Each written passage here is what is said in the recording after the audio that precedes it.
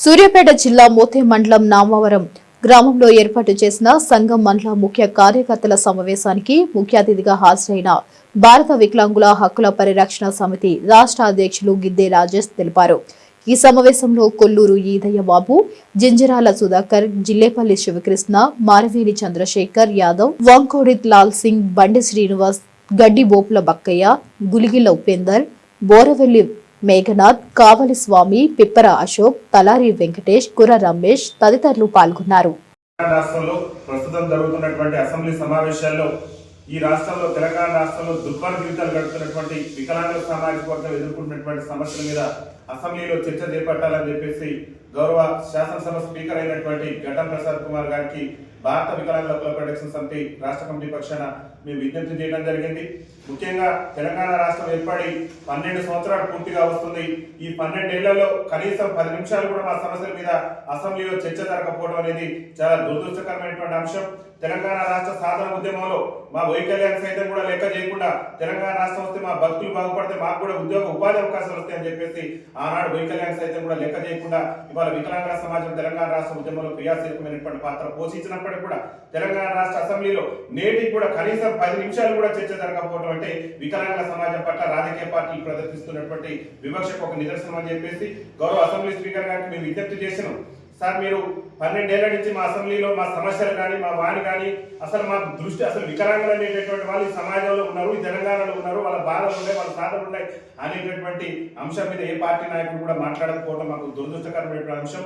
అసెంబ్లీలో తెలంగాణ రాష్ట్ర అసెంబ్లీలో ఖచ్చితంగా 2-3 రోజుల పాటు సమగ్రమైనటువంటి వికలాంగుల సమస్యల మీద ఈ రాష్ట్రంలో వికలాంగులు ఎదుర్కొంటున్నటువంటి సమస్యల మీద సమగ్రమైనటువంటి చర్చ జరపాలని చెప్పేసి గౌరవ స్పీకర్ గారికి మేము విజ్ఞప్తి చేసినాం.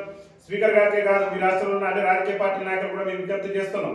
తెలంగాణలో అన్ని కుల సంఘాల గురించి మాట్లాడుతున్నారు, అన్ని వర్గాల గురించి మాట్లాడుతున్నారు, అన్ని వర్గాల సంక్షేమం గురించి ప్రతిపక్షాలు మాట్లాడితే ఇక్కడ జరుగుతున్నటువంటి ఏదైతే అధికార పార్టీ ఇచ్చినటువంటి హామీల అమల్లో అనేకమైనటువంటి హామీల మీద ప్రతిపక్షాలు నిలదీస్తుంటాయి. కానీ వికలాంగుల సమాజానికి ఇచ్చినటువంటి హామీల్లో నిలదీయడం చేతకావడంలో ప్రతిపక్షాలు కూడా పూర్తి స్థాయిలో వైఫల్యం చెందినటువంటి నేపథ్యంలో అంటే రాజకీయ పార్టీలు సకలాంగుల రాజకీయ నాయకులు మా వికలాంగుల అంశాన్ని కానీ మా వికలాంగుల ఉనికిని కానీ మా వికలాంగులు ఎదుర్కొంటున్న బాధలు కానీ చట్టసభలో చర్చలు తీసుకురాకపోవడం అనేటటువంటిది చాలా దురదృష్టకరమైనటువంటి అంశం. ముఖ్యంగా చట్టసభలలో మాకు ప్రాతినిధ్యం లేకపోవడం, వికలాంగులకు చట్టసభలలో రాజకీయ రిజర్వేషన్ లేకపోవడం వల్ల ఇవాళ మా ఓట్లతో గద్దెనెక్కినటువంటి సకలాంగుల ఎమ్మెల్యేలు చట్టసభలలో మా సమస్యల గురించి మాట్లాడట్లేదు. కాబట్టి గౌరవ స్పీకర్ గారికి మేము విజ్ఞప్తి చేసింది ఒకటే, దయచేసి అసెంబ్లీలో 2-3 రోజుల పాటు ఖచ్చితంగా వికలాంగుల సమస్యల మీద చర్చ జరపాల్సిందే. వికలాంగుల సమస్యల పరిష్కారాన్ని కూడా ఈ రాష్ట్ర ప్రభుత్వం కృషి చేయాల్సిందే. ప్రశ్నించవలసినటువంటి ప్రతిపక్ష పార్టీలు కాంగ్రెస్ పార్టీ వాళ్ళ మేనిఫెస్టోలో పేర్కొన్నారు. కాంగ్రెస్ పార్టీ అధికారంలోకి రాకముందు తెలంగాణ రాష్ట్రంలో ఎన్నికల మేనిఫెస్టోలో పెట్టారు, మేము అధికారంలోకి వస్తే వికలాంగుల పెన్షన్ 6,000 రూపాయలు చేస్తున్నారు, రాష్ట్రంలో వికలాంగుల అట్రాసిటీ చట్టాన్ని అమలు చేస్తున్నారు, రాష్ట్రంలో వికలాంగులకు ఉచిత ప్రయాణ సౌకర్యం కల్పిస్తున్నారు, రాష్ట్రంలో వికలాంగుల సంక్షేమ శాఖను ప్రత్యేక శాఖ కొనసాగిస్తామని చెప్పారు. అనేకమైనటువంటి హామీలు మును బెట్ట హామీలు ఇచ్చినటువంటి ఈ రాష్ట్ర ముఖ్యమంత్రి గారు ఒక్కటంటే ఒక్క హామీ కూడా వికలాంగుల సమాజానికి ఇచ్చినటువంటి ఒక్క హామీని కూడా నెరవేర్చకుండా ఇవాళ 2 సంవత్సరాల పరిపాలన పూర్తి చేస్తే మరి ప్రశ్నించవలసినటువంటి బీఆర్ఎస్ పార్టీ ప్రధాన ప్రతిపక్ష పార్టీ ఈ రాష్ట్రంలో ఉన్నది. మరి ఈ రోజు కూడా కనీసం చర్చకు కూడా మీరు ఒక స్పీకర్ ఒక నోటీస్ కూడా ఇవ్వనటువంటి పరిస్థితి రాష్ట్రంలో ఉన్నది. అదేవిధంగా బీజేపీ పార్టీ మీరు జాతీయ పార్టీని గొప్పలు చెప్పుకుంటున్నటువంటి మీ రాజకీయ పార్టీ కూడా మరి ఎందుకు అసెంబ్లీలో మా సమస్యల గురించి, మా బాధల గురించి, మా వేదన గురించి ఎందుకు నోటీస్ ఇవ్వలేదని చెప్పేసి భారతీయ జనతా పార్టీని అడుగుతున్నాం. ఎంఐఎం కానీ సిపిఐ కానీ ఎవ్వరు కూడా కనీసం అసెంబ్లీలో మా వారి కానీ మా సమస్యల మీద కనీసం చర్చ కూడా జరపకుండా ప్రశ్నించాలి, ప్రభుత్వాన్ని ప్రశ్నించాలి, ఇచ్చిన హామీలు అమలు చేసినటువంటి ప్రభుత్వాన్ని ప్రశ్నించవలసినటువంటి ప్రతిపక్ష పార్టీలు ఇవాళ మౌనంగా మరి మౌనాన్ని ప్రదర్శిస్తూ మా ఉనికిని ప్రమాదకరం చేసినటువంటి సందర్భంలో వికలాంగుల సమాజం వల్ల గౌరవ స్పీకర్ గారికి విజ్ఞప్తి చేసినాం. స్పీకర్ గారు పార్టీలకు అతీతంగా చొరవ చూపి అసెంబ్లీలో ఒక ప్రత్యేకమైనటువంటి చర్చ తీసుకొచ్చి ఈ రాష్ట్రంలో వికలాంగులు పడుతున్నటువంటి బాధలు, వికలాంగులు పడుతున్నటువంటి వేదనను గుర్తించి మరి స్పీకర్ గారు ప్రత్యేకమైనటువంటి చర్చ చేపట్టి వికలాంగుల సమాజానికి